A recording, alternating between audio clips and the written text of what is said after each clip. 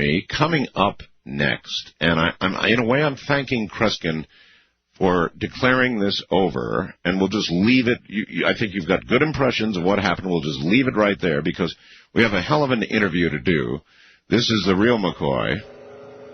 Coming up, Bob Lazar. Now, this is a physicist who worked at Area 51. So I'm kind of glad the other story is clear of us now and that you understand, just as I do, everything we just heard in this last hour. However, coming up, what's coming up next?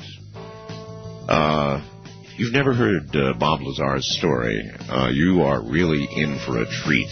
He worked with alien craft at Area 51, S4 actually. And he's got new information. If you've heard the story before, he says new information tonight. All of that should be coming up next. I'm Art Bell.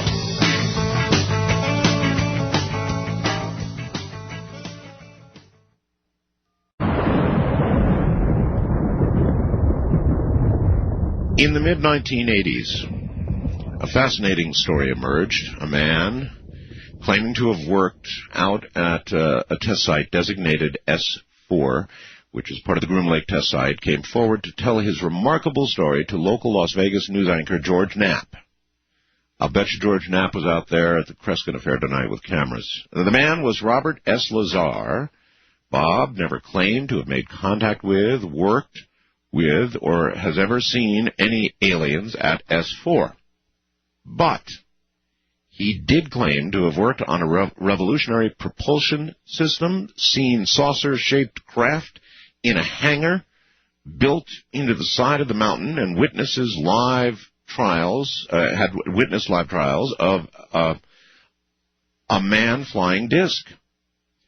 His story made headlines around the world, brought hundreds of thousands of people to the desert, spawned a multi-million-dollar publishing and merchandising circus, and shook up a country to the core of its beliefs.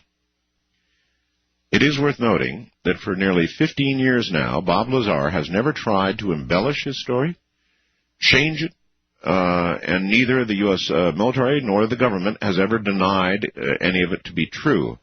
Bob Lazar, the man behind the legend of Area 51, as the center of a massive U.S. government cover-up surrounding craft alien spacecraft, has recently signed a deal with UK-based Blue Book Films to finally bring his unique story to the screen. And this is a man who does not do interviews. He's even worse than I am. I mean, he's very shy, probably somewhat reclusive. I get accused of being reclusive a lot, and I am. And I guess Bob is too. Bob, are you reclusive? I guess you could say that. You hardly ever do any interviews. I had one or two with you over many years, and that's been about it. I mean, you have not given that many, have you? No, actually, I really hate doing interviews, and I understand. Well, you know. I do know, and I hate them too. And I refuse almost all of them. Every now and then I'll do one. I don't know why, but I hate them. And I especially hate television. No, I agree. However, your story is really important. It's so important, they're now going to finally do a movie about it. How do you feel about them doing a movie about you? Well, you know, this is the third try. Initially, Columbia Pictures wanted to do a movie some years back, and they hired a writer and spent somewhere around $400,000 to pay this guy to write the story. Oh, my goodness. I mean, that's a tremendous amount of money. That is. And, you know, essentially it's just a chronological list of events that you're going to have to form into a movie. However, writers want to get creative. Oh, yeah, of course. And, you know, this guy turned it into a James Bond story. There were actual scenes of the guy playing Bob Lazar running on the tops of cars that were parked on Las Vegas Boulevard, and the silhouette of the erupting volcano in the background, and they had robots holding me underground trying to drown me to stop me from talking. I mean, some real ridiculous stuff. And, you know, my point is, if you're going to go make up a story about flying saucers, don't bother using my name. Just go ahead and make up a story. But if it's going to be accurate to the facts, then it has to be accurate to the facts. I understand there has to be a little glitter put in it somewhere to make the story flow or whatever makes Hollywood happy. Yeah, but that's too much glitter, though. Oh, you've got to stick to the facts and make it at least somewhat factual. So what, you got a chance to read this and said, I'm sorry, I'm not associating with this, or what? Well, they never give you right of refusal to the script. You're dealing with a movie company, and I'm sure you know that. So then you go, oh my God, what have they done to me? Exactly. But the only thing you can really do is just say, hey, I'm not going to support it, because they essentially force you to go do other interviews on TV and whatnot, and they're going to sit you down, and the first thing you're going to say, well, is this an actual account of your life? And you're going to have to say no. Yeah. And there goes the movie. So the thing is, though, that the real story itself is so compelling, or have we gone so far into the world of science fiction that, as compelling as your story is, and it's an incredible story, it's not enough for the screen without embellishment? Maybe not. There's no explosions. There's no shootouts with aliens. It's just an account of events that happened at a secret installation out in Nevada. And the exact same thing happened with New Line, who bought it from Columbia. They tried it. They tried to not produce the film, but first they tried to get it written and get it into production. And they hired another writer. And one of the first things I said was, make sure you get a guy that's familiar with science to some degree, because it's a technical film. Right. And the first day I met this guy, they flew him down. He said, now, what are these things called atoms again? Oh, no, really? This is a terrible start. Yeah. And anyway. So now, what about this? Okay, so what about this new company, Blue Book, that's got it now? What's the promise? Well, supposedly, and for everything so far that I've heard, sounds like they're going to follow an actual account of the events that happened. Of your story. Yeah, which is great. That's fine. I've got no problems with that at all. And, they're really not going to embellish anything. They're not going to say anything that didn't happen. And what more could you ask for? Okay. Let's get the real story. Bob, you're a physicist, correct? Mm-hmm. Well, I was at one time. Right now, I'm not doing anything. Yeah, I know. Take me back to way before S4 and before Area 51 and all the rest of it, and just tell me something about yourself. I mean, how did you get interested in the things you're interested in that eventuated in your getting that job? How did you get to be who you are? Well, I wonder how far I should go back. I guess at one point, I had moved to New Mexico in the early 80s, okay. And that was to take on a job with Los Alamos National Lab. What kind of work? Well, that was physics. That was with at the Los Alamos Mason Physics Facility, which now has a different name. Okay. It's been quite a while ago. But at the time, we were running experiments on their linear accelerator there, and really looking into the basic makeup of matter. That's pretty exciting. That's pretty exciting work. Period. Oh, it was fantastic. It was a lot of fun working there. A very strange town to live in, but I enjoyed it quite a bit. How long were you with them, with Los Alamos? Los Alamos, I believe I was there only a couple years before I realized that, hey, I could make a lot more money on my own just operating as a contractor and consulting for the lab as opposed to working for them. Mm-hmm. That happens a lot. Oh, and it was certainly worth doing. So I left the lab and at that time started Lazar Energy Systems. And we developed, designed, and repaired radiation detection equipment. Radiation detection equipment? Mm-hmm. Specifically, alpha radiation detection, which is the type of particles given off by plutonium. And Los Alamos making bombs and that sort of thing has a lot of plutonium laying around, so they want to be able to detect even minute particles that may cling to clothing, so on and so forth. So, in other words, this was a sort of a protective detective device. Right. For human beings. They essentially frisk you with it Yep. when you leave. It also scans the floors and cars as they leave, too. Was that a pretty good business to be in? It was fantastic. Huh. It was absolutely fantastic at the time. And we were awarded a government contract about 4 years in a row, and things were great. Well, I did still go down to the lab a lot because I knew people there. And one day, there was a local Los Alamos newspaper called The Monitor. Right. And, at the time I was building all kinds of strange projects and was really into building things with jet engines in them and built... Really? Yeah, race cars, and I even built a little Honda passenger car that had a jet engine in it. Jet engine? Yeah. In a car?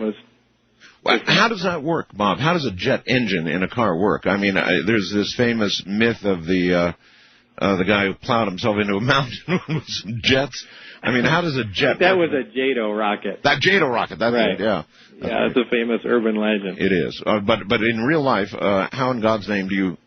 In real life, this was, I think it was, I don't remember the year, a 1980 something or other Honda Civic, which had the engine up front. Right. And in the back I installed a jet engine. So you could drive the car around normally, and then push a lever and the license plate would open up, exposing the nozzle to the jet. You could fire that up and take off at high speed. And they had put that on, I think it's the June 82 front page of the Monitor newspaper. And what kind of jet engine was that? Do you recall? It's a pressure jet engine, which is kind of it's a jet engine with no moving parts at all. Right. And if you know how jet engines, turbojet engines, and the like work, I do. Generally, that's real confusing because you need some moving parts in there to make things go. That's right. And it's not a ramjet, and ramjets need to be moving extremely high speed before they can produce thrust. But this is kind of a strange hybrid, and it produces thrust statically without it moving. That's really cool. How much thrust, do you know? That was about 2,000 pounds. 2,000 for a pounds. 1,600-pound car, that was... Yeah, oh yeah. So in other words, you're already moving at 50, 60 miles an hour when you let go? Yeah, exactly. And then what? Well, and then you better hold on. Yeah, well, how fast? I mean, it takes you from 60 to what? 212 was the fastest we ever had that car going. 212 miles an hour? Yeah. You out your mind. Where were you driving these things? The high-speed run was done at El Mirage Dry Lake in California. And the car was pretty much retired after that because it was a unibody construction and the whole car started pretty much bending from all the forces. What? But, the only reason I brought up the whole jet car thing was that... you were the driver, right? Right. Did you have a death wish? No, that kind of stuff isn't dangerous if you know what you're doing. Well, I mean, for example, if the car had shaken apart during, maximum thrust. Yeah, but it didn't. Well, right, it didn't. But it bent itself up pretty well, huh? Yeah, that was kind of expected. I know that you have a car that I remember when we interviewed before. You had built a car that runs on hydrogen, also, right? Yeah, that was a 1978 Trans Am, and in fact, I entered that in an alternate fuels contest, which was a race at that time from Woodland Hills to California to Kitt Peak, Arizona, and it drove nonstop there on one tank of fuel. Well, that's interesting because that's a long time ago, and now all of a sudden President Bush is saying we are going to begin moving toward a hydrogen economy. Well, we should. I mean, it's the perfect fuel. In fact, I was just talking to my girlfriend the other day saying I think I'm going to go ahead and convert our existing car over. Really? And I kind of miss making my own fuel. I mean, it's essentially free. Okay, but here's the question, and I talked to a lot of people about this, Bob. Right now, I think the oil companies imagine hydrogen is fine because, they'll use fossil fuels to put the hydrogen, to create the hydrogen, get it in the cells. You still have to use energy to make energy, right? However, there are other ways. Now, of course, the oil companies and the gas companies want you to crack hydrogen from methane or some other hydrocarbon fuel. Absolutely. And that's ridiculous. You're defeating the whole purpose of using hydrogen. Water is H2O. Yeah. Now, every school kid knows you take a glass of water, add just a drop of salt in there to get the ions moving around, and take a 12-volt battery and put the positive and negative leads in there. You see one lead let off a little bit of bubbles, and the other lead lets off twice as much bubbles. Well, the lead with twice as much bubbles is the H2, and the O2 is coming off the other one. So just running a little electricity through water gives you a flammable gas. And that's the way to make hydrogen. Okay. So other than the creation of the voltage to do that, which... Well, the way I had done it before was I had a fairly large solar array, and what that did was during the day, it took and cracked the using an electrolysis setup, right, which is what I just described, cracked the hydrogen out of water, and during the night, it was pressurized using the available water pressure into the hydrogen tanks, which contained an iron titanium hydride. It's kind of a granular substance that absorbs hydrogen like a sponge soaks up water, as opposed to just compressing a tank with hydrogen, which is a dangerous... I was about to ask you, in this process, is there a danger?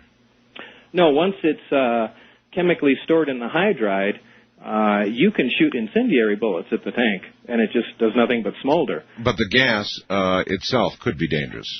Yeah, but the tank only produces as much gas as the car needs at the time. Gotcha. The way the setup that I came up with is that the car radiator fluid heats an outer jacket on the tank, and when the hydride heats up, it evolves hydrogen, and it gets into the carburetor. So there's never more than the volume of hydrogen that fits in the tube from the tank to the carburetor or fuel injection system. So it was a very safe system. All right. What about the car itself? The performance of the car compared to a piston engine. What was the performance like? We're talking about the hydrogen car or the jet? Oh, no, the jet. I can imagine that. no, the hydrogen car. The hydrogen car. It is a piston car, and the beauty of the system is you can convert any existing piston car to run on hydrogen. Yes, but you just need to retard the timing because hydrogen burns so much faster. The flame front just flashes through the cylinders and it'll cause detonation or knocking. But with a couple minor modifications, any car can run on it, and you do lose a little horsepower because it's there's a difference between spraying a flammable gas in there as opposed to having a liquid hydrocarbon with all that carbon energy in there. Well, when you say a little, how much real difference in performance? Well, I lost a significant amount in the Trans Am, and probably I believe the car was 220 horsepower, and I think I was down to about 150 running on hydrogen. Oh, but still usable then. Oh, yeah, you weren't following electric cars by any means. Well, that's pretty good. That's damn good, actually. So why not do that now to all cars? I am. I'm going to convert my car over, but you already told your wife is okay with this, right? Right. Bob, hold on a sec. We're at the bottom of the hour. I'm Art Bell, and you're listening to Coast to Coast AM. My guest is Bob Lazar. I've been where the eagle flies, rode his wings across autumn skies, kissed the sun, touched the moon, but he left me much too soon. His ladybird, he left his ladybird. Lady bird, come on down, I'm here waiting on the ground. Lady bird, I'll treat you good, ah, lady bird, I wish you would. Once again, here is Bob Lazar, and it's good that you've told us some of this, Bob. It gives kind of everybody a background for, what kind of guy you are and what you've been doing, and sounds like you've been having a hell of a lot of fun, actually. I mean, putting a jet in a car, that's got to be a lot of fun. Yeah, it was. It's a crazy thing to do. But, and a lot of people, if you ever, do you have a website? Well, There's a website about me that's not mine. My website is is UnitedNuclear.com, which is scientific supplies and whatnot that we sell. Somebody was hoping you'd post the process for the creation of hydrogen on some website somewhere or something. Well, they'll have to dig back in the archives and listen. All right, so now, how did you get involved, if you can remember the first moment or the first contact that anybody made with you regarding Area 51 and S4 and all that stuff over here? Well, this is the reason why I brought up the jet car initially. That day, in June 82, the front page of the Los Alamos Monitor newspaper had a picture of me and the jet car on it. And on the flip side of the front page, there's an announcement there that Edward Teller, father of the hydrogen bomb, was going to be giving a lecture down at one of the lecture halls at the lab. And I was anxious to hear the lecture, so thinking there were going to be lots of people there, I got there really early, because at the time I was still working for the lab. Right. Or was it? Now I'm trying to remember. Boy, I was still working for it. But in either case, I got to the lecture hall real early. And as it turned out, there was nobody there. And now I'm kind of waiting around. About 15 minutes goes by, and I see Ed Teller sitting on a little wall outside the hall reading the front page of the newspaper. Really? Which I thought was a perfect segue for me to introduce myself because, he's sitting there reading about me, and I always wanted to meet the guy. Of course. And so I went and introduced myself, and, we talked for a bit, and actually the lecture got delayed a little bit, so we had walked around, and I got to talk to the guy. What was he like, out of curiosity? I mean, how did he strike? He's a very stubborn guy. Stubborn? Yeah, and it's a feeling you get speaking to most of the older scientists and physicists at almost every lab I've seen. You can't present them with anything new that they didn't think of first. Yeah. They're scientists. They're supposed to be open-minded and explore new ideas and things, but there is nobody as closed-minded as a scientist or physicist that's been in the business, for over a decade. Can you remember the conversation that made you form that opinion? No, this is an opinion not just based on him, but based on the other scientists and physicists that I've worked with. I mean, they all act exactly the same. Oh, and you caught the same drift from him. Yeah, identical. And anyway, I got to see the lecture, and, time passed. And actually, as time went on, I moved out of Los Alamos and moved to Las Vegas. And after some time there, involved in other businesses, I kind of missed being back in the mainstream science field and started sending out resumes. EG&G, and I wonder who else was around there at the time. But people might not know, EG&G is, I think they're a contractor for Area 51, for the test site. For the test site, right. And they're EG&G Measurements. In fact, those are the guys that, in fact, Edinger, who's the E in EG&G, is the guy, I think, that invented the xenon flash bulb or high-speed flash photography, something like that. Okay. Because EG&G started out as the company that came up with a way to photograph the atomic tests, which was really difficult. And it's anyway. a big flash, be very hard to photograph. Yeah, very high speed, and they wanted to actually see the fireball expanding as it cracks the case and it moves apart, and you're talking over 1 million frames a second. Wow! And they came up with some fantastic cameras. In fact, I was just told the other day by a movie studio executive that all those old cameras found their way into most of the motion picture companies now, and they use them for special effects. All those atomic bomb cameras. Yeah, we get a lot of scientific advance from defense, if you wish to call it that, And the defense industry, of course, they develop the latest stuff, I guess, so that's not a surprise. So you applied to EG&G. I'd sent a resume to everywhere that was in driving distance. Now, there wasn't a whole lot in Las Vegas, but, I gave it a shot. And what I also did was I sent one to Dr. Teller, who was at Livermore at that time. Hoping he'd remember you, I'm sure. Right, and I referenced our meeting and so on and so forth. And, if any suggestions, just pass them along. And I believe it wasn't too long after that that I got a call from EG&G. Really? Now, at that time, EG&G was located at McCarran Airport. Okay. It was EG&G Special Projects, and for the people who lived in Las Vegas a long time, they remember that. They've since moved it behind the fence at Nellis Air Force Base. Okay.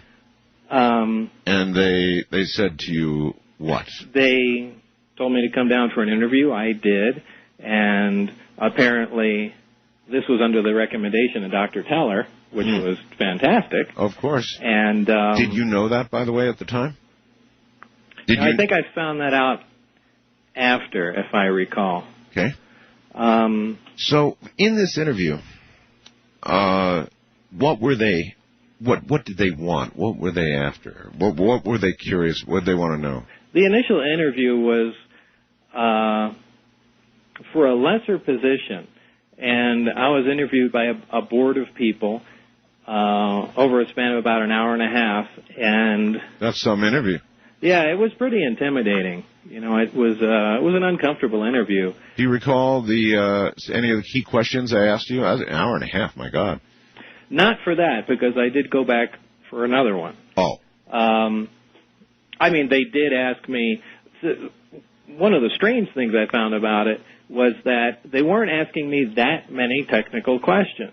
They were asking me questions about my demeanor, about what I do under stress. If I get all angry, do I start throwing screwdrivers and things around? And which was kind of weird. You expect them to, certainly have. Well, they did have some technical questions and test my abilities, but that is though not that irrational a question. I've thrown screwdrivers. Well, generally I don't. I just give up and walk away for a while. Yeah, I know. But I assume what they were doing was just they knew of my work at Los Alamos and the other things I was doing, and they just assumed that it fit the bill. Sure, but they wanted to know about your demeanor for some reason. Right, and as it turned out, this all had to do with security, as I found out later. But I went home. I wasn't that thrilled about the interview, and it was several days later I got a call back, and they said, as it turned out, we felt you were overqualified for the job we were offering, and we're pretty sure you would become bored with it after a while. However, there is something else that we have. It's I'm trying to remember verbatim what they said. I believe it's at a remote site on the test site, so you will have to fly out there. And everybody should know that those flights leave every single day from Las Vegas and go up to the test site, right? Yeah, at the time they were called the Key flights because Key something airlines had the contract. They still fly every day. Do they? Yeah. Oh, sure. I didn't even remember. I didn't know if the test site was still operational now. Oh, yeah. It is. We have here in Pahrump. It's kind of interesting. The test site that doesn't exist. We have every morning. They may have stopped it now, but up at the VFW Lodge, up the street from me here, they have a parking lot at VFW Lodge, and they have buses at about 4 something in the morning, a little before 5 in the morning, and on the side of the bus it says Area 51. No kidding. Yeah, really? no kidding. Yeah, no kidding. And they pile in and they bus from here in Pahrump, but there in Las Vegas they fly, and they still fly. So, yeah, you're right about that. Well, they had me come down for an interview that was a little more in-depth that time, and I did very well. And they would say they told me that it was going to be fairly heavy security, and it was going to be working on an advanced propulsion system. Now that's great. This is exactly what I want to do. Here's the guy that's tinkering around with jets and running on hydrogen. Propulsion was my thing. It's stuff I even played around with when I, was at home. A natural thing for you. Right. Certainly excited about it. And I was under the impression that this was going to be a field propulsion system for some new fighter aircraft. A field propulsion system like some sort of electromagnetic drive, something with that uses some of the basic forces of repulsion and attraction, whether it's extremely high voltage or who knows what. Bob, at that time, you obviously knew about the test site. Everybody knows about the test site. Mm-hmm. Did you know about some, had you heard the rumors of a secret base up there when way back then? I'm trying to remember. I probably did. And in fact, thinking back, I almost remember there were some silly stories about aliens working out there and whatnot. And, I was a hardcore non-UFO believer. I mean, I thought all that stuff was absolutely ridiculous, and the people that believed it were even more ridiculous. So I didn't pay much attention to any of that stuff. But I think I did hear, okay, on KLS TV or something, or one of George Knapp's interviews with John Lear or something like that. Okay. That there were aliens working up there or eating people or whatever the story was about. Okay, yeah, those were back in the days. In fact, I was doing shows on it with John Lear back then. And so those rumors were around. So you sort of vaguely knew about them but didn't pay a lot of attention. And so did you have any idea where you were going to be working? Did they tell you that? No, they just said a remote site, or a remote area on the test site. And, wherever that was going to be was fine. Well, that's got to get your blood going a little bit. I mean, well, it does. I was excited, and it was, a job on the cutting edge of technology, so I was back at home again. They had a strange way of calling me to work. It was initially, apparently I was supposed to be replacing somebody. Uh-huh. And there was kind of a rush to get me up to speed. Now, because I worked at Los Alamos, I had Q clearance, which is civilian top secret. So, they knew I wasn't a foreign agent or anything like that. Right. However, this required a higher clearance to work at this site. Higher than Q. Right. And what happened next? Well, they probably investigated you is what happened. Yeah, they started doing that, and there were visits to the house. Even when I had a house full of people over, guests having a little get-together, there would just be guys knocking at the door and would just show themselves in and start looking through the house. And, lots of people witnessed this stuff going on, and it began to really interfere with my life. Shortly after the investigation started, they allowed me out to the site. Now, they didn't start handing over everything or showing me everything. But how did you get to the site? I drove. Well, first they'd call. The job was not something like a 9 to 5 or every day at 7 o'clock be there. You were almost on call initially, and somebody would call from EG&G, and the phone call would go exactly like this. You pick up the phone and they say, "Hello, Mr. Lazar. It is now 4:43 p.m. We expect you to be at the installation at 6:25." It was always an odd number, and that's it. And they hang up the phone. It's very strange. Yeah. But every time I went out there, I pick up the phone. They tell me what the current time was, and they tell me what the time they expected me out there was. And I drive out to McCarran Airport. I drive to the Special Projects EG&G building. Yes. And right in back of that at the time is really where the key flights took off from. Or at least where they parked, or anyway, that was the gateway to getting on the plane. Did they black the windows out? There's stories that people who traveled up Not there. Not there. But once the plane flew from McCarran to Groom Lake, right, which is the only big runway out there. And it's really big. Yeah, it's giant. Once you get there, you get in a bus and drive about 15 miles south that was the bus with the blacked-out windows. Those stories are definitely true. In fact, I've got a picture of one of the buses.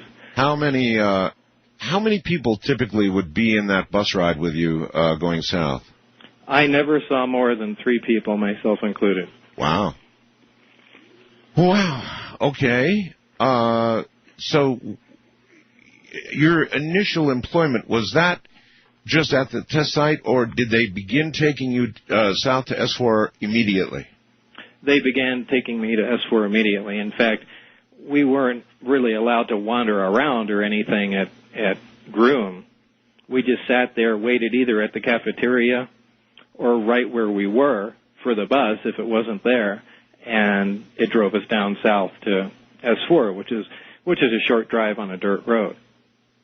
Huh. Of course, they don't admit any of that even exists out there, but there are now zillions of photographs courtesy of the Russians and other satellites and even planes that have been nearby, and there's a lot of photographs of Area 51, so we all know it's right out there, and we all know the runway's there, despite what they say. It's all a lot there. of people even disputed the road that I talked about, right, and said, no, it's impossible for it to be there. And John Andrews, the guy that worked for the Tester Model Corporation that was so into all of this, he's the one that came up, that tried to buy the satellite photograph from the U.S. government, and they wouldn't sell it to him because they said it's classified. And he's the one that bought it from the Russians for $1,500. Is he really the one? Yeah, that's where that photograph came from. And with that photograph, we blew it up, and there's the road exactly where I said, going right to the side of the mountain where the hangars are. So that really did help out. So it's kind of strange that Americans have to go, to a foreign country to get stuff that they're hiding from America. Yeah, especially the Russians. Yeah, that's just absurd. But do you remember clearly, and I bet you do, the first day that you took that bus to S4? Did you know it was called S4? Yeah. They told you you're going to an area called S4? Yeah, they did. There's actually signs out there. There are signs? Yeah, there are actual signs out there. Because the average person never gets to see them. No. All right, good place to hang everybody up. Hold on, Bob. It's top of the hour. Bob Lazar is my guest. This is a man who worked where the real saucers are, or were. I guess that could be, and probably is, debated. But when he was there, he got to actually work on alien aircraft, back engineering alien aircraft. This is Coast.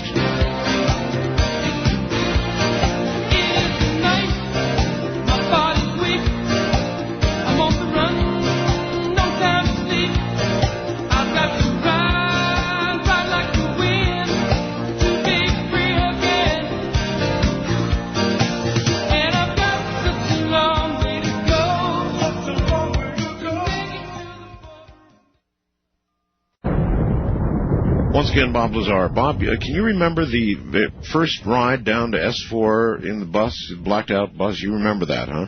Yeah, I do. That was quite a day. Well, give me a sense. What was it like? Well, the first time I went down there was essentially to read. I was brought into a small room at the facility they had there, and these, I guess you just call them briefings, because they were just an overview of some of the other satellite projects going on. That's interesting. Well, going on that were connected to what I was doing. I'm just trying to find a good way to put this. In other words, they had to give you enough of an overview so you'd have some understanding of what you were about to work on. Right, because just like they do at Los Alamos or any other national lab where you work on high-security systems and subsystems, is they compartmentalize everything. And what they do is they have people working on different aspects of one project, so nobody really knows how the whole thing connects together. Well, some people do, but for the most part, most of the people working on it only work on, a specific module, a specific subsystem, and, somebody else worries about what it connects to. And that way your knowledge about what's going on is limited just to the thing you worked on. Makes sense. It was the same here. And because this was a back engineering project, we weren't teaming together to try and build something. We were essentially teaming together to try and find out how something was built. You had to have a little knowledge of what was on the other side of the wall. Yeah. You know, what the next guy was doing. So they gave you a little briefing about some of the other aspects of what was going on. But really not too much in detail, but just enough so you go, well, okay, I know where this plugs into. Did they tell you that you were to be working on propulsion systems that were not ours? No, not until later. Even though it became pretty obvious that's what was going on initially. I began reading what the people had done before me, and immediately they're talking science fiction about power sources that put out tremendous amounts of energy, at propulsion systems with technology that doesn't even exist. And you begin to wonder if these guys are testing you in some way. Of course. And this is just a joke, or what? So it was like reading science fiction? Initially it was. And it wasn't until the next time that I came down that I discovered it wasn't. The following time I came down, which was only my second time to work, one of the hangar doors was open. Now, I believe it was open intentionally. Sure. And instead of going around the side of the building in the main entrance, we stopped out in front and cut in through the hangar. And it was obvious it was in the hangar. The second I stepped out of the bus, there was a large disc-shaped craft sitting on its belly on the ground. Okay, not on what would be some sort of touchdown or landing gear. No landing gear, like no man-made support. It was sitting on the concrete, on its belly, on the ground. And it was a disc, a typical flying saucer type disc? Yes. How big do you think it was? Well, John Andrews and I spent some time working on that, and he brought some people down from the model division so we could scale things up by trying to guess my distance from it and looking at objects that I knew approximately what the size was. So they could crunch all the numbers through and figure out within a fairly good estimate how big the craft was. That came out to about 52 feet in diameter. That's pretty big, 52 feet, huh? Yeah, it was big. It was big. And when you saw that, there must have been this moment where the jaw drops and you go, oh, my God. I've just... Well, not at that time. You would kind of think of it.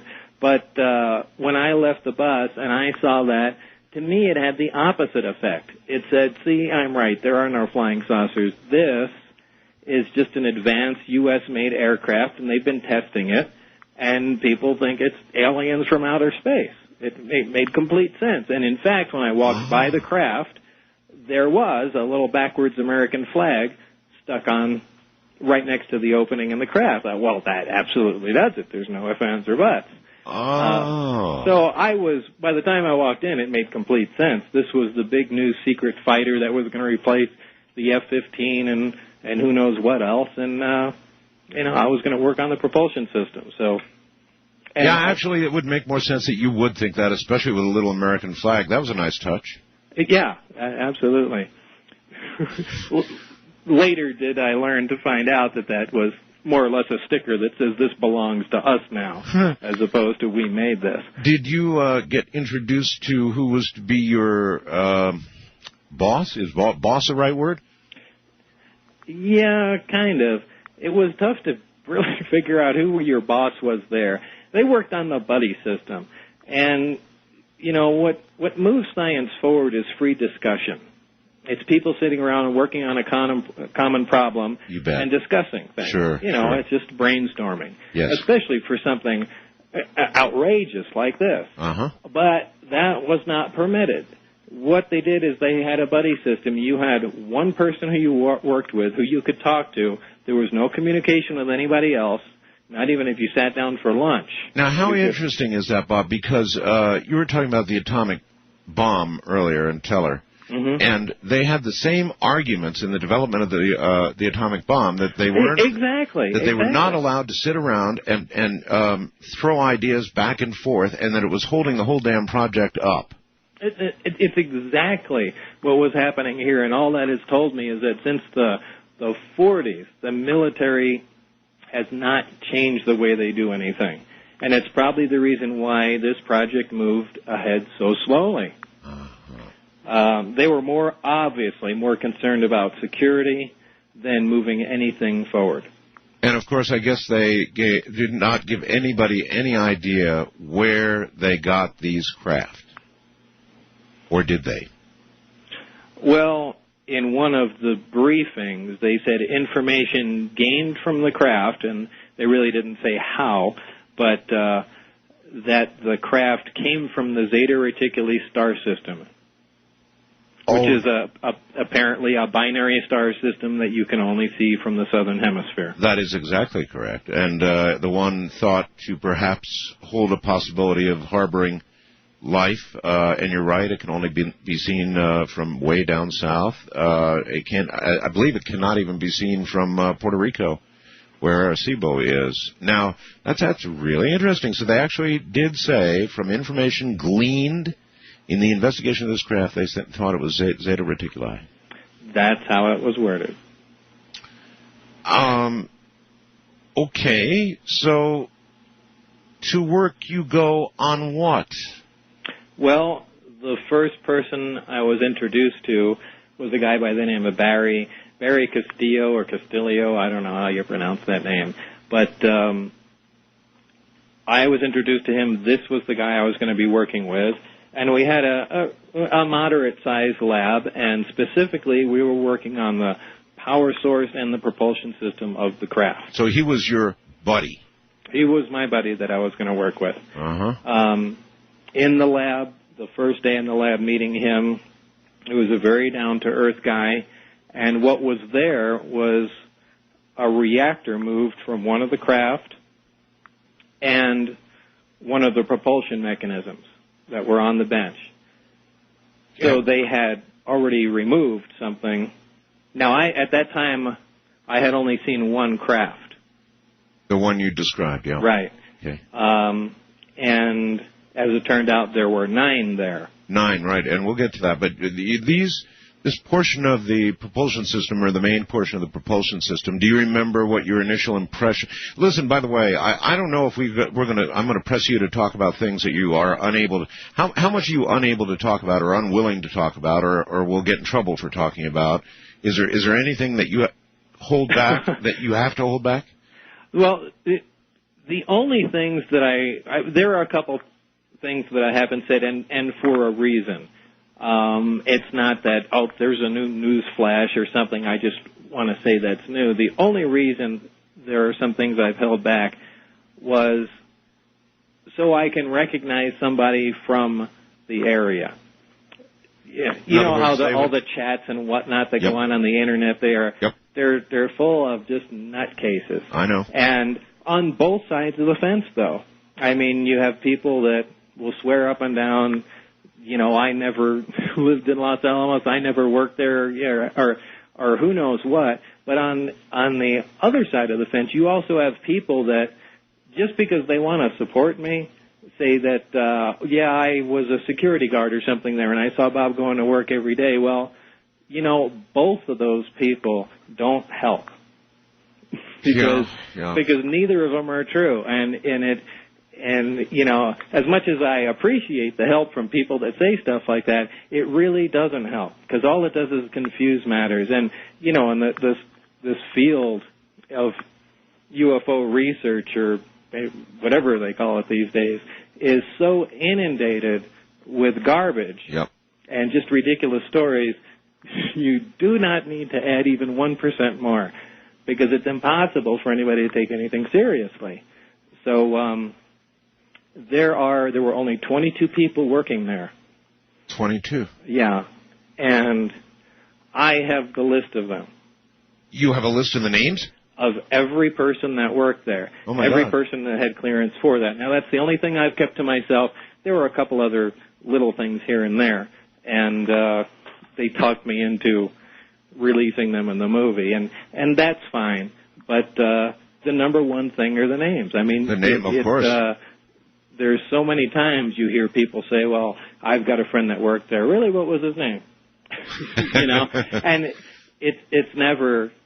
I've never seen a name come through. Well, when you and your buddy first saw this propulsion stuff, how did it hit you as a physicist? What did you when you look at it, you said to yourself, "I'm looking at what?"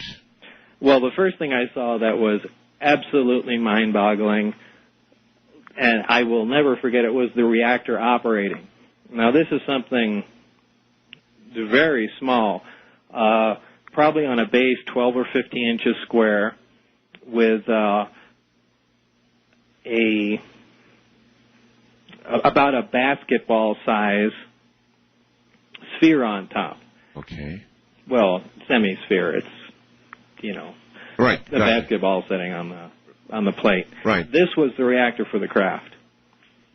And this produced a tremendous amount of energy, and also it was the source of the gravitational propulsion system, where it got its basic gravity wave from, that they amplify. Now, these are, we know what the effects of gravity are, but we cannot produce gravity or anti-gravity.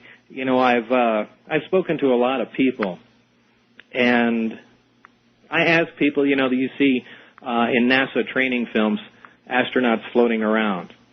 And, that's all done in that large plane that they put into a crash dive, and people go weightless inside. Vomit comet. Right, the vomit comet, exactly.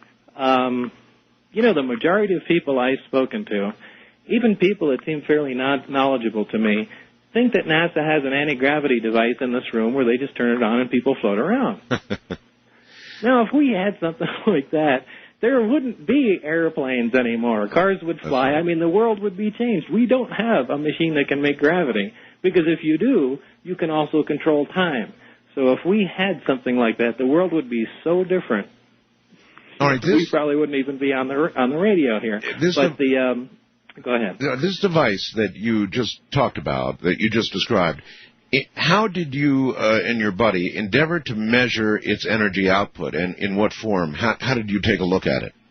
Well, like I was describing, the first time I saw it operating, all he had to do was put the lid, the semisphere, on top of this device, and it became operational. And he said, just put your hand on the top of it. And when I did, I could not touch it. It was the exact sensation of taking two like pole magnets and trying to push them together. Wow. But it was just my hand approaching a metal sphere. Now, that in itself is shocking, because there's nothing that can do that. In other words, you felt a repelling force, as in like a wall? I mean, you just could push on it? I could push, starting from probably about a foot away.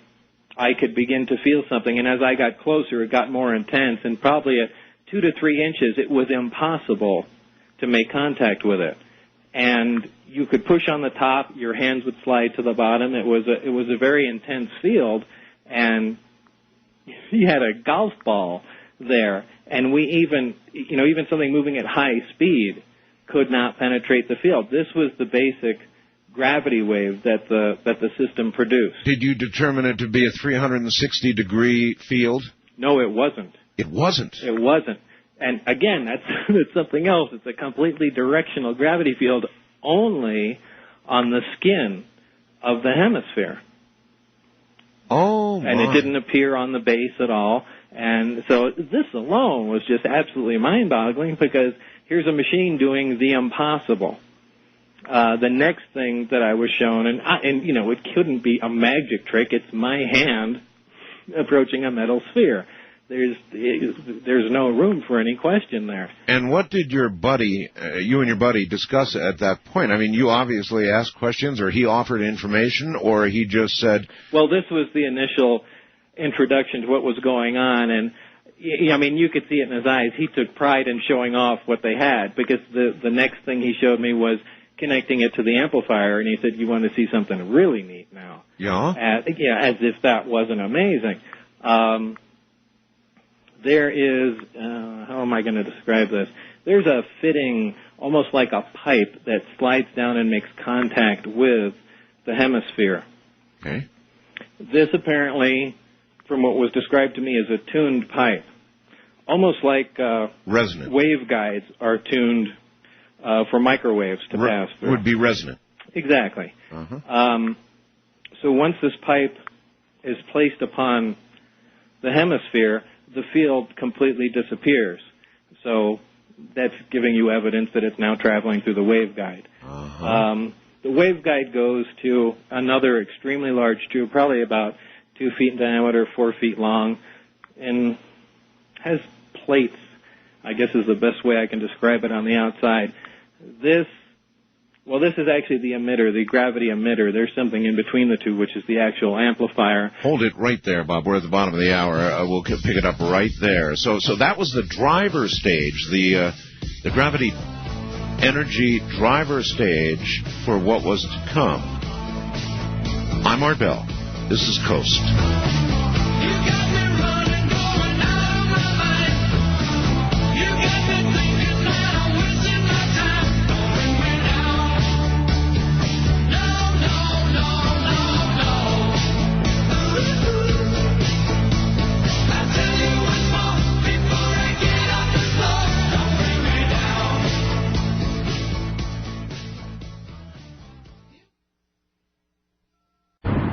Once again, here's Bob Lazar. And by the way, he's not in Las Vegas anymore, I don't think. Bob, you're somewhere else now, aren't you? The mountains of New Mexico. Back to New Mexico, huh? Yeah. Cool. That's a nice place to be, yeah. All right. What you were describing, the first thing you were describing that you saw, that was obviously a driver. Well, in broadcasting, it would be the driver unit, the generator itself. Right. And now you're starting to describe what terrestrials would regard as waveguide, or whatever carries this energy to some kind of amplifier, huh? Exactly. However, if I can take 1 second and just step back to the hydrogen thing, the only reason I'm saying this is because, because of the show. Sure. There are 1 million people hitting my United Nuclear website and asking me to post some kind of instructions about. I told you. Yeah, so I'm going to go, there's no way I can answer all the emails, so I'll go ahead and generate a web page about that. So well, you could either do that or give out your home phone number. Yeah, I'd rather do the web page. Okay. So there'll be some information up there eventually. Thank you. Got to give me some time to do that. On behalf of the millions out there. Yes. Back to the reactor, right, or the propulsion system. Anyway, the way it was configured was supplying the basic wave, the basic gravitational wave, to the amplifier and to the emitter. In the craft, there are 3 emitters. 3. In a triad pattern. Uh-huh. And what I found interesting is, after being involved with the project, that kind of made me start looking into UFO stories to see what's true and what's not. Yeah, sure. And there were so many stories, especially a rash of Belgian sightings in the early 90s, I think, or middle 90s, where they saw on the bottom of the craft 3 bright spots of light. Right. And that is exactly how this operated. Another interesting thing was, I know I'm jumping ahead of myself here, but the other craft that were there all had the same power and propulsion system in it. All 3 emitters? Yeah, which I found really interesting in itself, which means that whatever civilization made these, it's almost as if there's, it sounds crazy, but a factory that's producing these and subbing out their propulsion systems for different models of crafts. I mean, it almost sounds like a car. Well, that's how we do it. But it was the identical system in all crafts. All right, now he demonstrated the amplifier to you? Yes, that was the reason he connected up the reactor. How was the amplifier demonstrated? In other words, what further did you see when he brought the amplifier online? When he fired that up, he took an ordinary candle and put it probably about 6 feet in back of the emitter. And I was waiting for things to get started, but he really didn't do anything, at least that I saw. And went over and looked at the candle, and the flame was no longer flickering. Huh. It was essentially frozen the way it was. Frozen? Yeah. The candle was there, and the flame was like a two-dimensional picture of it. Oh, my God. I mean, the flame wasn't moving, but it was still emitting light. Which means... Well, it could mean all kinds of things. It's just another thing that is bizarre, that you really can't, I mean, how in the world would you do that? Now, wait a minute. Now, we know, don't we, physicists know that gravity bends and affects Oh, absolutely. light. I'm saying, but without using gravity, how could you do that? You couldn't. Yeah, exactly. So within that field, it froze, to your eyes, it froze that image. Right, to my eyes. Solid. The candle was removed, and to show me how the emitters can focus gravity, because this is very crucial to how they operate. They must be able to focus and diverge the gravitational wave. Uh-huh. Apparently, he set it for a tight focus and increased the power to it, and at the focal point, which was at that time probably about 3.5 to 4 feet from the rear of the emitter, right, a black dot formed, a black ball, not a black hole where it's going to suck in the desks and things there. Yeah. But what he was showing me was the fact that light was being bent. Now, there is nothing that we have that can do that. That would have been at the focal point. Now, for example, with the satellite dish, a lot of people know about satellite dishes. A parabolic dish. That's right. Out at a certain point, which is the focal point, on a good dish, it's about the size of a quarter or even smaller. That's what's called the focal point, where all the energy from that satellite dish is radiated right to that little tiny spot, and that's where they put the collector, or the LNA or LNB, to get the signal. And that's a focal point. So you're saying, just like that, at the focal point, but out in the middle of nothing, in the middle of air, there was a black dot. Right, and that he was demonstrating the fact that the device was bending light away from the area. I mean, it was a completely black dot. Yeah. Later to find out, well, I don't want to jump ahead of myself, but anyway, there were a couple small demonstrations like that were extremely impressive, and this is what we were supposed to be working on. And, our mission was really not just to find out how it worked, but the aim of the project was to see if these systems and subsystems can be duplicated with earthly materials. Bob, when these engines, for lack of a better word, were running, was there any audible noise? You were there in the room. I mean, was there, other than the test of putting your hand up, was there anything that hit your sensory system that you could describe when these things were running? On the test setup in the room, it was completely silent. I wasn't even sure if the thing was operating.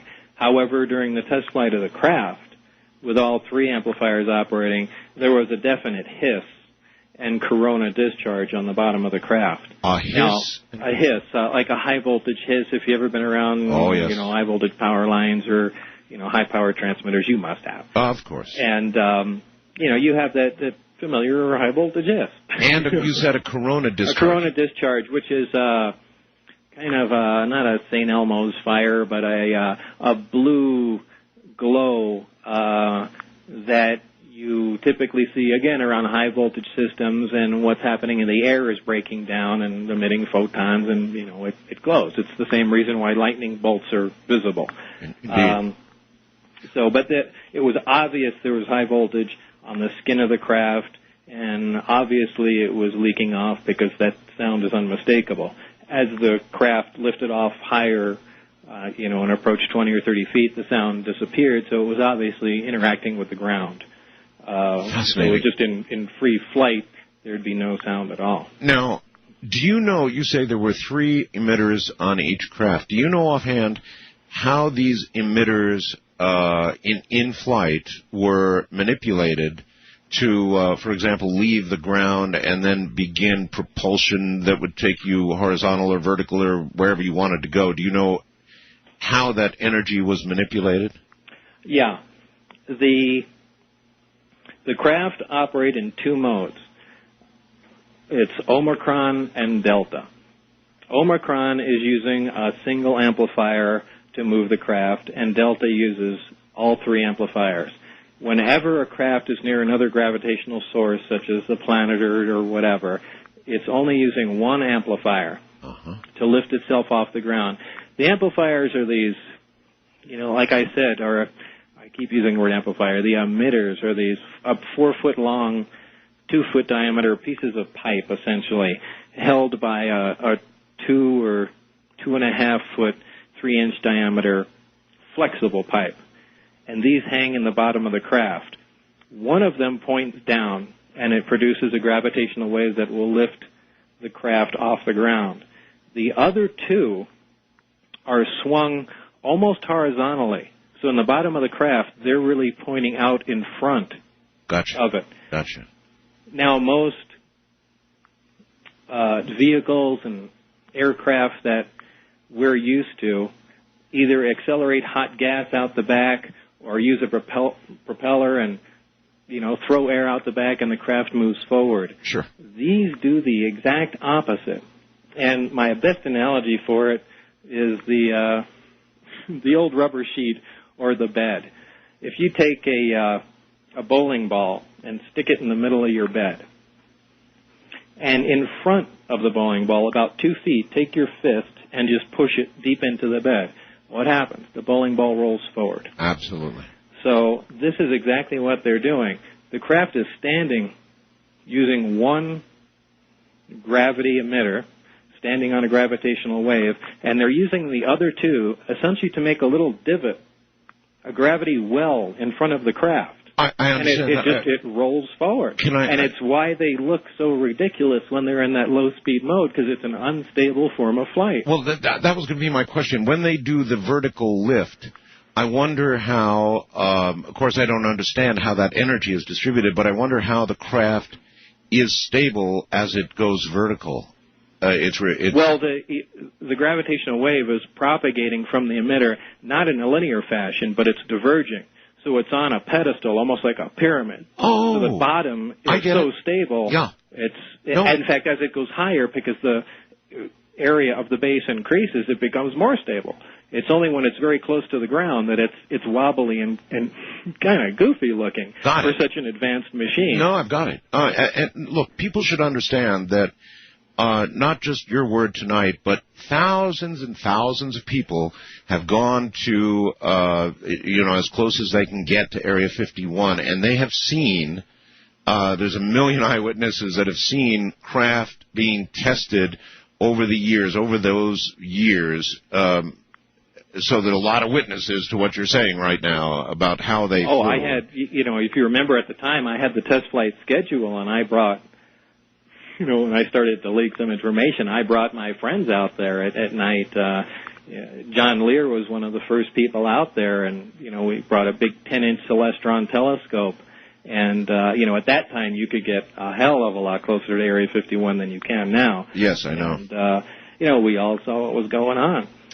I am curious about this. Let me ask. You obviously had been treated to plenty of security warnings, probably had to sign a bunch of crap. And so you made some kind of decision at some point to begin leaking stuff. Describe to me how you went through that metamorphosis. How did you get there? Well, I was perfectly content with the way things were going. Once you're on the inside, it's a different state of mind. And, if you're on the outside of something, hey, it's not fair, we all should have this information, so on and so forth. But, you get kind of a change of attitude. Once you become privy to the information, you go, those guys don't deserve to know anyway. But that does change after a while. And the impetus really had nothing to do with me initially. Remember, they were still going through all my security whatnot, whatever they do to. It goes on. Yeah, I mean they do everything in there. They're very concerned about your mental state, because that, if a person is very depressed or despondent or something like that, it's going to affect their work performance, and especially if they're trusting them with very important secrets, there's going to be a problem. National security. Exactly. And now I had given a written order to have my phone monitored and myself monitored. God, that's something to give. I mean, I know you're a pretty private person, but to give. But I was excited to work on this. That was nothing. More exciting than being monitored. Oh, by far. And I was absolutely following the rules. At the time I was married, and I wasn't saying anything to my wife. And initially, this is where the problem began. And what do you say? You leave the house at 11 o'clock at night. Where are you going? Oh, I'm going to work. Yeah, really. And, night after, and then you come home, 6-7 hours later. Where were you? I was at work. At work. Yeah, and, after a while, it begins to sound like you're having an affair. Yeah, of course. Well, that's exactly what happened. That's exactly what happened. And oh, brother. As time went on, my wife began to have an affair. And they knew it, and I didn't, because they monitored the phone. This is all new stuff. I've never heard any of this. So they had all the written transcripts of what was going on. Oh, my God. And they stopped calling me out to work because they had to make a decision on what to do. They were either going to just let it sit and, see what happened, if we broke up or, that ended or whatever. But at any rate, you were suddenly a risk. Yeah, and, at that time, they had stopped calling me out, and I kind of began to get a little concerned, and this is when I had the flight schedule and brought a few of my friends out at the time, including my wife, and, showed them what I was doing at night. Oh. And they all saw that, oh. And in fact, we got away with it the first night, and we got a little greedy and went a couple other times. And we finally got caught. And, how many of you got caught, and what happened? I think it was 4 of us. And we were standing there, out close to Area 51 in the absolute black desert where you couldn't see your hand in front of your face. Yeah. Now, we had been staying there about half an hour, and my friend Gene and I were sitting there joking about, maybe we should just take the base by force, and, just saying ridiculous things like that. Yeah. Now, little did we know that the security guys had snuck up on us, and they were no more than 6 feet from our noses. Listening to you say things like, right, and they had no idea what was going on. So we're sitting there talking, and out of nowhere, a sniper... not a sniper scope, a night vision scope, falls on the ground. We see this little green light fall down and roll. And it came out of nowhere. We had no idea. Anyway, the guy had dropped it. Yeah. So, they walked forward and, made everyone go back up to the road. They called in the sheriff. And would these have been the Wackenhut security people? As far as I know. I had taken off into the desert because we had all assumed if I was caught, there was a problem. Well, that's a good assumption. Because, these guys could have just wandered out there and been looking what's going on. But if they saw somebody from the inside there. So I took, I'm not even going to say that. I took off into the desert. And, they had counted how many people were there. Toward or away from the area? Away from the area. Away from the area. Out into the desert. And, they saw there were 3 or 4 people there. And then when we got back up to the road and the sheriff came out from there, I think his name was La Moreau, who's still around there, and that's when I reemerged, and he said, wait, we got a discrepancy, there's an extra person here. Well, what's his name? And he took my license, read it into the base, and, he said, okay, well, everybody can go. And the following day I was called for a debriefing down at Indian Springs Air Force Base, which I had never been to before. They didn't... Well, that's very interesting. They didn't throw you in jail. A lot of people... No, they didn't do anything. They spend the night in jail, a lot of them. Now, the second they heard my name, the second that he read the license, they said, let everybody go.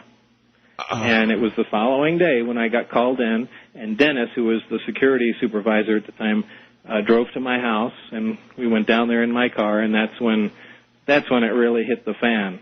And, you know, kind of to make a long story short, they were pissed, to say the least.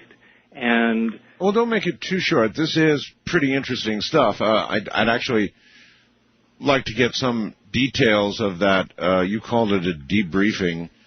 Probably it was more like a let's see how scared we can get this guy. Well, that's exactly what it was. All right, then hold on to that thought, and we'll be right back. My guest is Bob Lazar. They're making a movie about all of this, by the way, which you're definitely going to want to see. We'll tell you more about that. It's Blue Book Films. Going to bring the whole thing to the silver screen from the high desert, not far from the areas being talked about right now. I'm Art Bell, and this is Coast to Coast AM.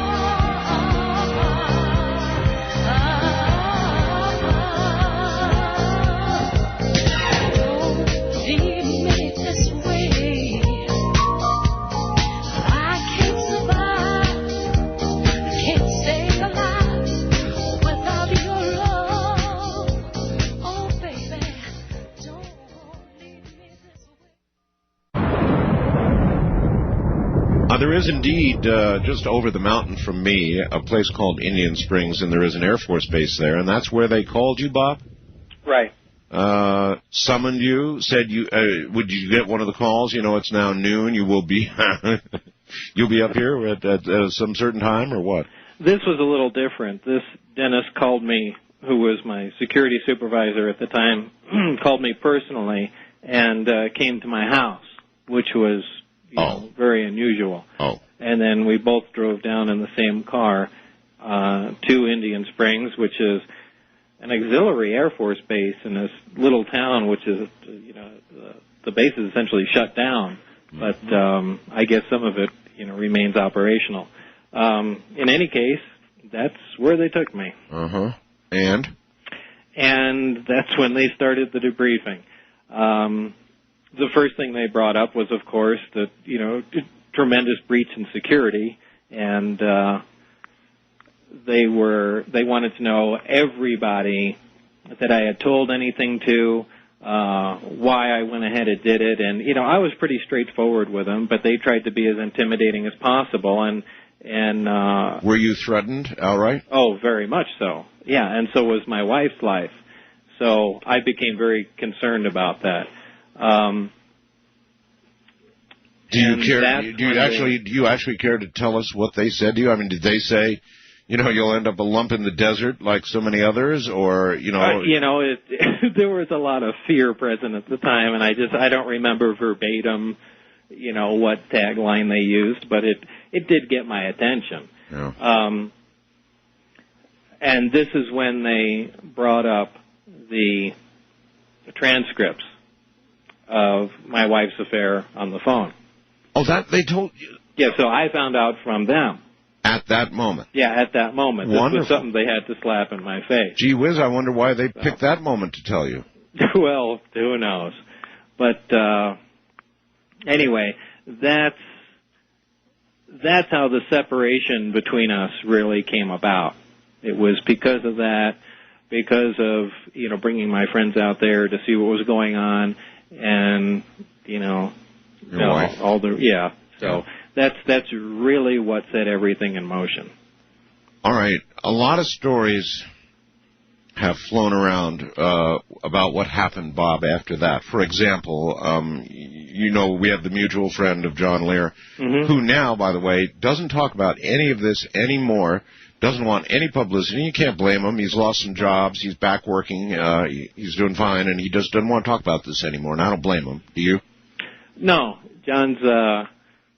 I think John's rave now is about the dump up there at Yucca Mountain. Yeah. About the nuke waste dump. And, yeah, sure. You know, it's the one thing I agree with John Lear is, you know, I know everyone in Las Vegas doesn't want it there, but if you're going to put it anywhere in the country, why not put it where you've already exploded 100 atomic bombs? It's already a wasteland, you know, at that part of the test site, so... Well, you're right. That's a big controversy. Anyway, listen, there was a big controversy about something called element 115, which was said to be some kind of fuel, an element we don't have now on Earth, that was the fuel or the what?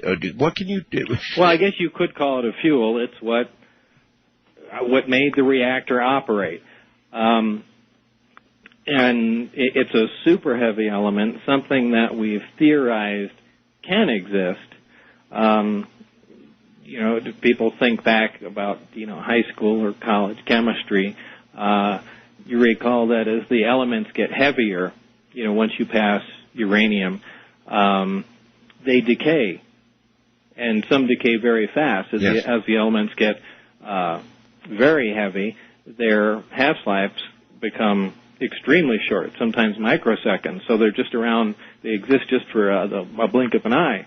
Well, it's been theorized, and has been some time ago, that there are islands of stability. Somewhere higher up in the periodic chart, there are places where groups of elements would again become stable. And this occurs, what theoretically was to occur in the 114, 115 area, and again an island of stability. Right, where these elements are relatively stable. Uh-huh. And again, there is supposed to be another island of stability somewhere up in the 200s. But these are unattainable things, and no one says that nature has ever produced them, except at maybe the moment. But when you talked about element 115 years ago, so many years ago, since then, interestingly, we've progressed to the impossible. In other words, since you actually talked about it, they've been discovering elements moving up, right on up the chart. Oh, they're getting close. Yeah, they're getting very close. They're getting close, and the half-lives are getting longer. Yeah, I know. People back then hoo-hawed at this, but now they're not hoo-hawing so hard anymore because we're getting pretty close. Right. And I'm sure eventually they'll synthesize it somehow. They use, instead of bombarding it with neutrons now, they use this new fusion technique where they fuse the nuclei of two other elements together, which is kind of an odd way to do it, but it's got, I think the Lab for Heavy Ion Research in Darmstadt, Germany, has pioneered most of the new heavy elements, and mark my words, they're going to be the guys that synthesize 115. Huh. Bob, there was talk that you spirited some element 115 out of S4. Is that true?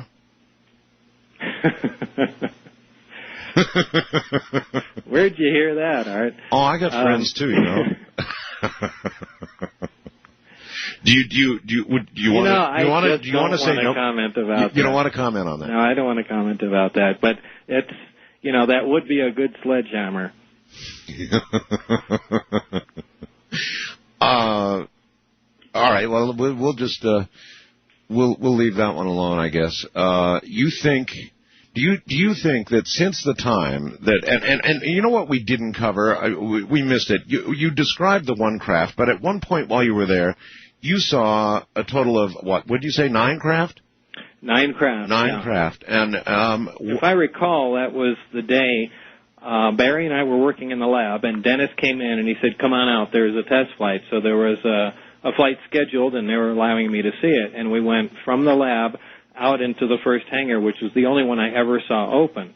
And as I went out there, the craft was already outside the hangar and sitting on the ground. I don't know if they rolled it out, it flew out, or whatever. Right. But as I was walking through the empty hangar, I looked to the right, and there are big bay doors in between the hangars, and they were all open, and I could see all the craft lined up. So they had an outright collection of these things. Anyway, the craft was outside, and there was a guy sitting near the door with what I surmised was an ordinary VHF radio, and this is something that to this day really bothers me, because it should be, if this is a gravity-propelled craft, which is bending and distorting all forms of electromagnetic radiation around it and whatnot, it should be impossible to communicate with the thing. The radio should have been VHF radio. It should have been trash, yeah. But Maybe it wasn't. Maybe it just looked that way to me, and it was something more advanced. But anyway, he was apparently in communication with somebody in the craft, so I know it wasn't being flown remotely. And anyway, that was the first time I got to see, and the only time, all the crafts inside the hangar. Did you ever get to see the inside of any of the craft? Yeah, just the one. The one I coined the term the sport model, because it, in comparison to the other crafts, it was really sleek and thin and looked like a sporty version. Can you describe the inside? I mean, did it seem as though it was designed for, say, a human or something close to a human? Well, it's hard to say. It was designed for something small, because certainly a 5.5 or 6 foot person is hunched over in all but the very center of the craft. It's an uncomfortable setup. It's extremely barren. There are 3 seats in there. 3. Yeah, and there is. It's all one color. There are no aesthetics anywhere, and as far as the placement of everything, there are no sharp corners anywhere. Imagine taking a seat. The amplifiers looked like tables or boxes, just to give you a simple figure idea. But it was as if the inside of the craft was all molded with these parts out of wax. Molded. In other words, in aircraft, we have rivets, we have various forms. Right, everything flowed together as if it was made out of wax and heated and then cooled. So there were no sharp corners. Everything just kind of blended together like the entire thing was injection molded. There was no visible seam or right angle anywhere. And everything was just a dull, pewter's a little dark, but a dull aluminum color. So just being in the place, it looked very unearthly, if I could use that term. You can, sure. It was very unusual, because in any place you've ever been and anything you've ever looked at, there are varying colors, shapes, and sharp corners. And everything was rounded, and everything was monochromatic. It was just one color. What about apparent controls for control of the craft? There were none. There were none? There were none. That's really interesting. There were no buttons, lights, or navigator position or anything of that sort of the 2 places I was allowed to look at in the craft. Now, obviously, whoever piloted the craft was on the central level. The level immediately below it, there's a small access hatch with a collapsible honeycomb access way. And I stuck the upper part of my body in there kind of upside down, and I was told to do that so I can see the placement of the gravity emitters and how they're hung and how they move. Oh, yes. And so that was the bottom level. Underneath that was just the skin of the craft. Now, above that, I was not allowed to venture. There was a small area above it, and on this particular craft, the hump on the top, or the dome on the saucer, whatever you want to call it, right. It's not round, it's kind of flat on the top. There were these black portals. I believe there were 4, if I remember correctly. And there weren't windows. They were, from what I surmise, is they were some sort of planar sensor, so the craft could get its orientation in space or wherever it was, where it could, these would detect positions of stars or something like that, so it can get a fix on its orientation and where it is, where it's going, and that sort of thing. Now, that's my guess. So, I have no idea. But you surmise that there probably was an area of some control that you didn't get to see. Well, either that or there is a different type of control. Yeah, that has no obvious, buttons or knobs or anything. Well, I know now, even in our fighter jets, they're beginning to get to the point where they put on helmets and they can actually think commands. I mean, we're doing that here on Earth. Yeah, it's not out of the realm of possibility that the craft would operate that way. How we interfaced to it, I would love to know. Because if, in fact, it did work that way, using an alien creature's mind, who in the world came up with the interface?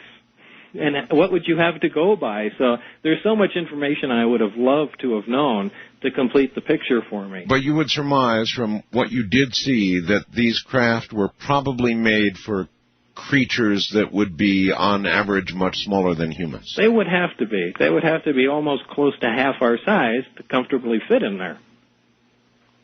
Huh. Now, you never, ever saw any alien beings. No. Were there, between you and your buddy or anybody else that you ever talked to up at S4, were there any discussions of beings? I mean, it would be, how would there not be discussion of there was about who piloted the craft, and they called them the kids. That was the term they coined. The kids. The kids. And that's probably because of their size or who knows what. But that's it. That's pretty interesting, though. They called them the kids. And actually, everything looked like it was set up for a child. So maybe that's where it came from. Bob, but how far since you have left, which is a lot of years now, do you think, for example, when you were there, how much progress had actually been made in either duplicating or beginning to get a handle on how these generators operated and the beginnings of duplication or trying to duplicate what they were doing?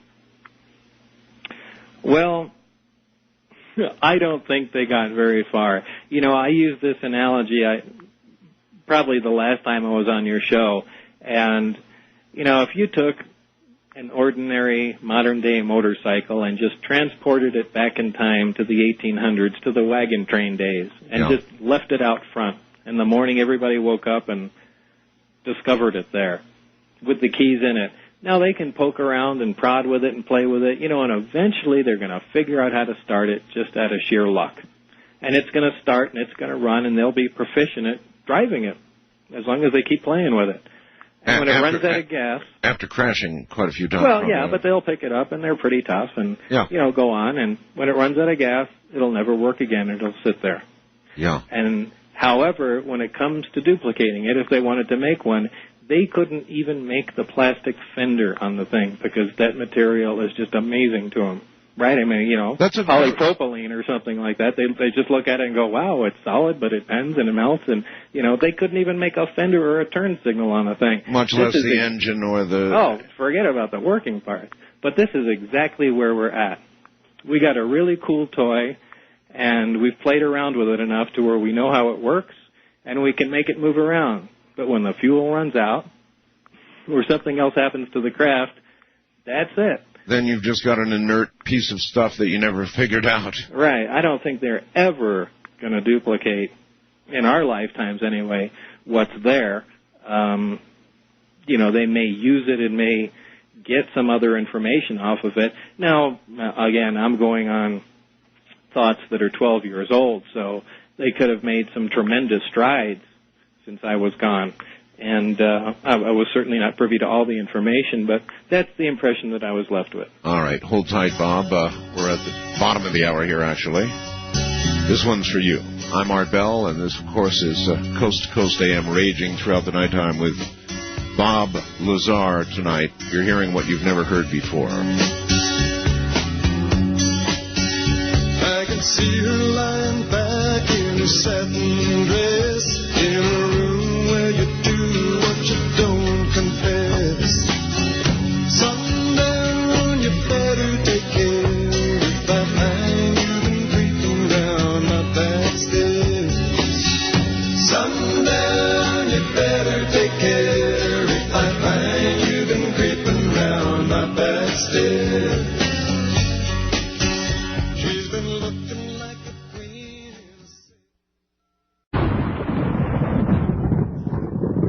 All right, once again, here's Bob Lazar. Bob, an obvious question, and one coming from Madison, Wisconsin on my computer is, were there any signs on any of the craft of obvious damage? Not on the craft that I worked on at all. And, you know, everybody's wanted to know, well, how did we get them? Sure. And, you know, that's information I wasn't privy to. I would love to know, too. Was this, you know, you hear so many stories in UFO lore about an alleged exchange of technology. Did this actually occur?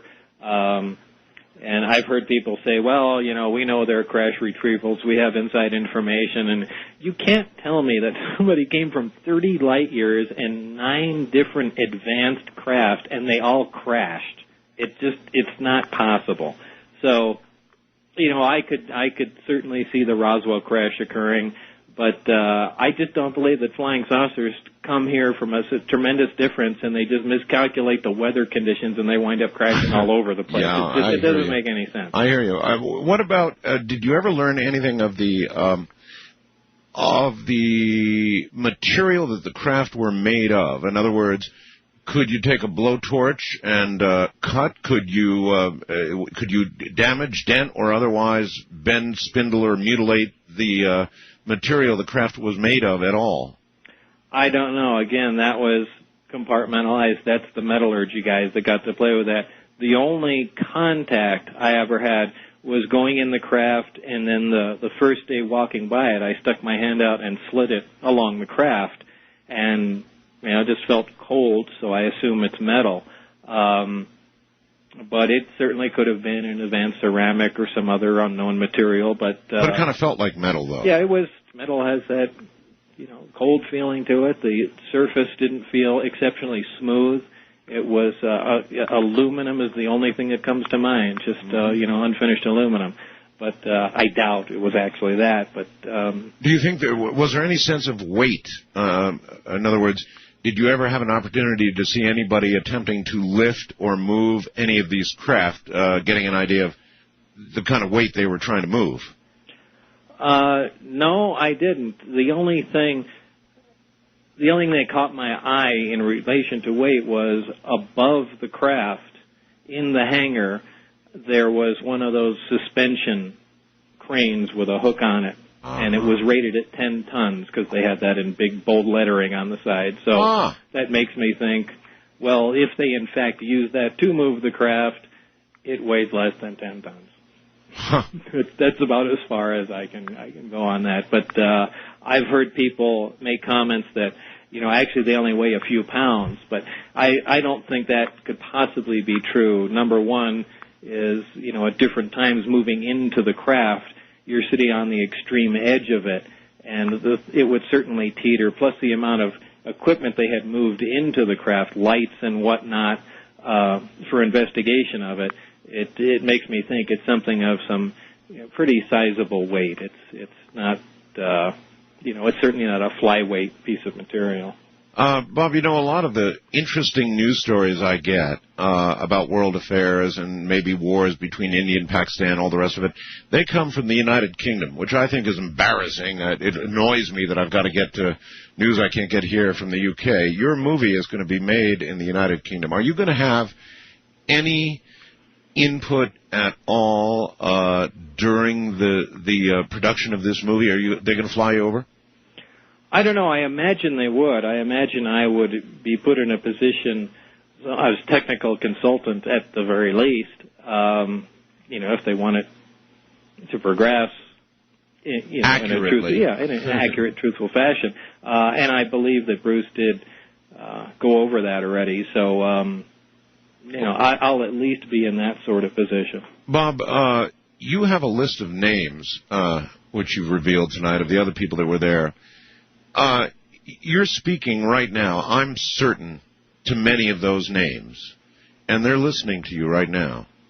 What would you say to them at this point? I mean, you're out in the public, and your story has been hanging out there now for a lot of years, and now it's going to be even more public with a movie. What do you say to the other people that were up there, given a chance, which you have right now, to say something to them?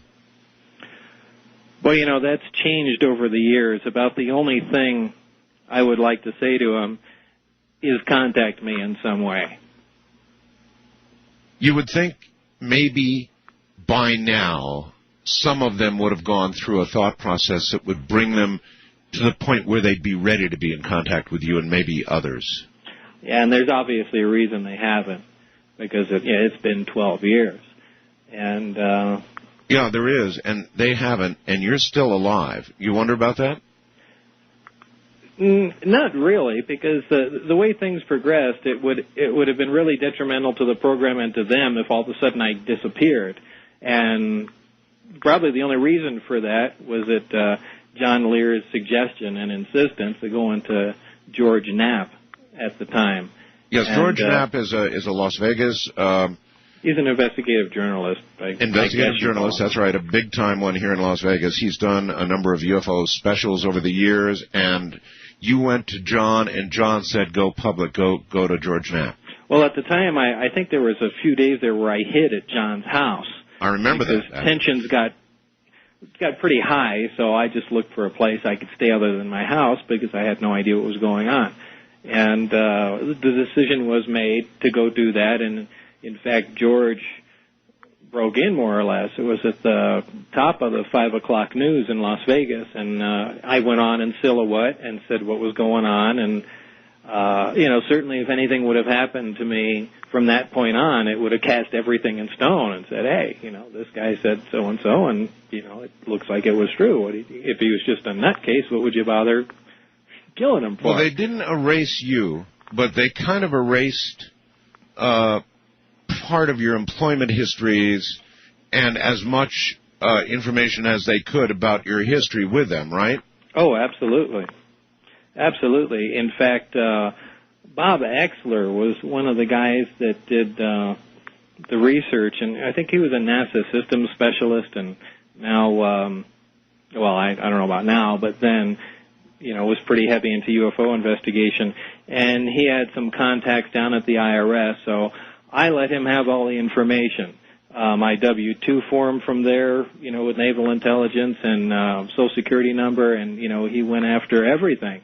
And from the IRS, he got notified that information regarding my Social Security number is classified, that the numbers, the employer designation numbers on my W-2 form were for, I forgot what bizarre government agency, but they were valid.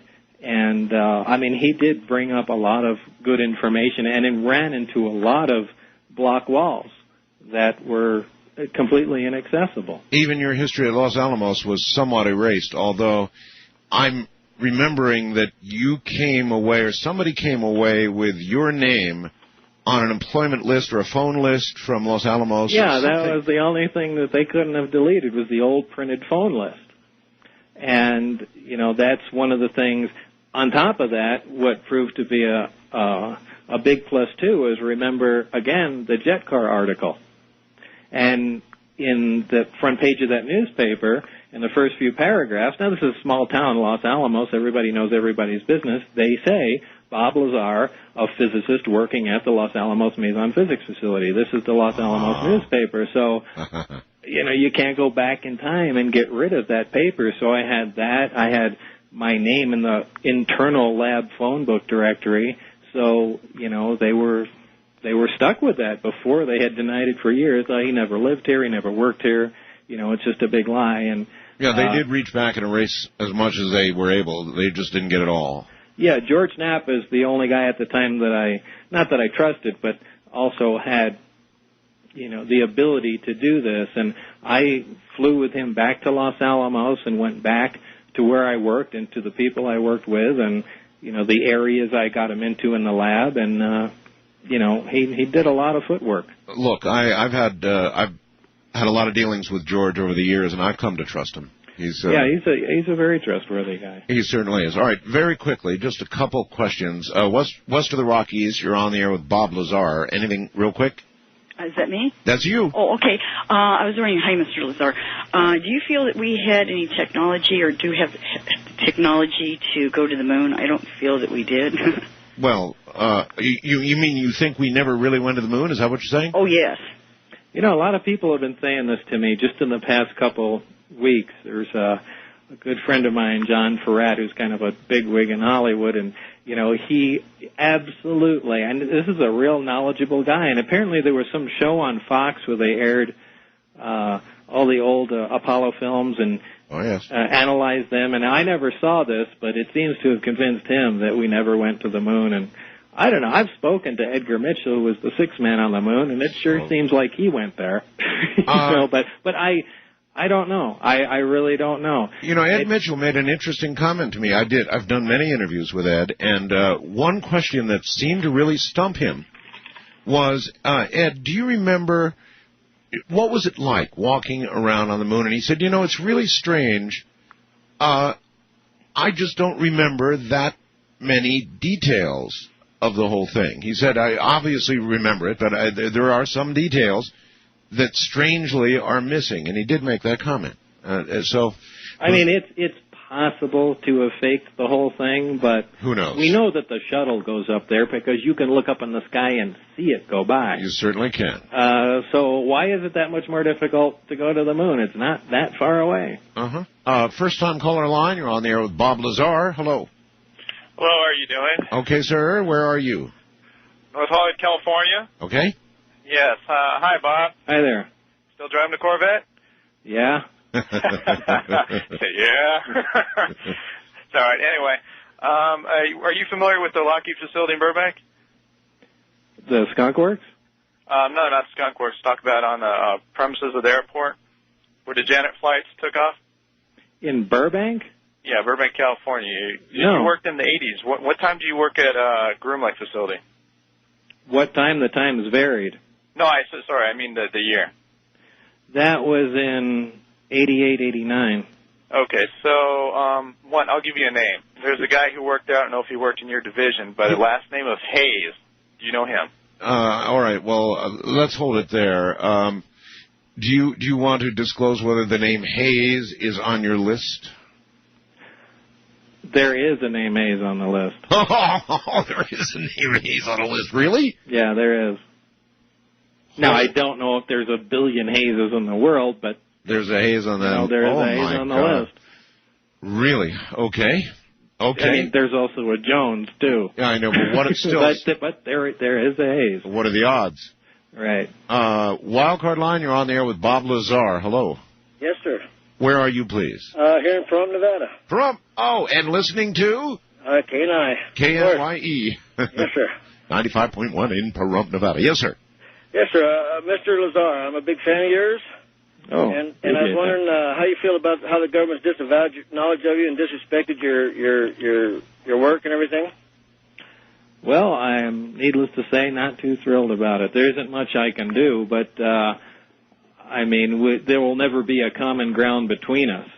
As far as I'm concerned, all ties are broken, and all promises are broken, too. And, it's one of the reasons I'm on the air. You want to treat me like that? Well, guess what? Here's what you get. Yeah. If you, if they came back to you and they said, with all the water that's going on the bridge, Bob, we've made a lot of progress. We'd like to take you up there and show you how much we've done, how far we've come, impossible as this is. If they came to you with that and said, however, there are going to be a million conditions and more security checks and blah, blah, blah, would you be able to turn that down? Would you tell them to go fly a kite? I would certainly love to do that, but in view of what's gone on, I can't possibly trust them. It's a completely remote, isolated area, and once you're there, they could really do anything. It's to say, hey, you're not going home. And you wouldn't go home. You'd just be not even a lump in the desert, but far below it somewhere. Who knows? I mean, maybe that's all fantasy, but, I cannot trust them. And I would absolutely love to get back into the technology. I mean, it was the greatest scientific experience I've ever had, working with it, and I'd love to see what else they've done and, love to lend a hand and become part of the project again, but I can't. I'd say the chances of them coming to you like that are zero. Yeah, absolute zero anyway. Just an interesting question. East of the Rockies, you're on the air with Bob Lazar. Hello. Bob? Yeah. You fascinate me by saying what part of the universe this thing came from. Where did it come from, did you say? How can you say that with definiteness, with being definite, sureness in your voice? And was your job to reproduce this fuel, and is this fuel called 115? And how far did they ever fly this thing, or did they tell you? All right, well, first of all, the assuredness in his voice came from the fact that they told him that's where it came from. Correct, Bob? Right. I did not determine this myself, and again, this was just in a written satellite briefing of the project, so whether or not that's true or not, I cannot stand up to that fact, but it is possible because the other things that I read in the briefings that I did get hands-on experience with are accurate and true. So I don't have any reason to disbelieve it, but because I don't know it for a fact, it just kind of sits in that special place in my mind where it possibly might not be true. But again, why throw a lie in there if we're trying to get all this work done and find out what the basis is of this thing? The origin of it may have something to do with the operation of it, so I don't think they would have taken the opportunity to lie about it there. So now, I kind of believe that was true. Now, knowing what you know about the drive systems, you said, you referred, I think, earlier to some of the Belgian sightings. Mm-hmm. When you consider all the UFO sightings, and I'm sure you've seen a million pictures and moving video now of UFOs and all the rest of it, you think the Belgian sightings were perhaps accurate with what you know about the drive systems. Have you seen any other film or stills of UFOs that look like the real McCoy to you? Absolutely, because once I started looking into it, now I don't research this stuff anymore, and I get a lot of people asking me UFO questions, and actually, believe it or not, it doesn't interest me. I liked being involved in the project, but I don't look into UFO stories or research this stuff. But when I did, when I said the craft operate in two modes, the Omicron and Delta configuration, when it's transitioning from Omicron to Delta, the way the craft flies through in space is belly first, not flying horizontal like you see in a science fiction movie. And as the craft leave the ground in Omicron mode, they perform a roll maneuver where the craft raises and, eventually you see it at a 45-degree angle, and then it becomes straight up and down 180 degrees. Right. The amplifiers come up to power, they focus on a point, and the craft flies belly first at the target. And you see a lot of UFO photographs here and there with crafts ascending in the sky at a 45-degree angle, but flying up, or sitting at odd angles in the sky, and at least from what I can guess from the photographs, if they in fact are genuine, it looks like the craft are transitioning from one mode to another. And so you've seen quite a few of those? I've probably seen 3 or 4 of those. 3 or 4? Yeah. So the majority of UFO photos are by you pretty much dismissed, but every now and then one hits you and you say, hey, look at that. Yeah, if it has something that clicks somewhere, but these days, you just take a picture into Adobe Photoshop and, you can make anything. I do know. Bob, I can't thank you enough for coming on tonight. With regard to your movie, Blue Book, hey, do you have any idea what the title might be? No idea. The only thing they talked about are the people that might play me. This is James Spader,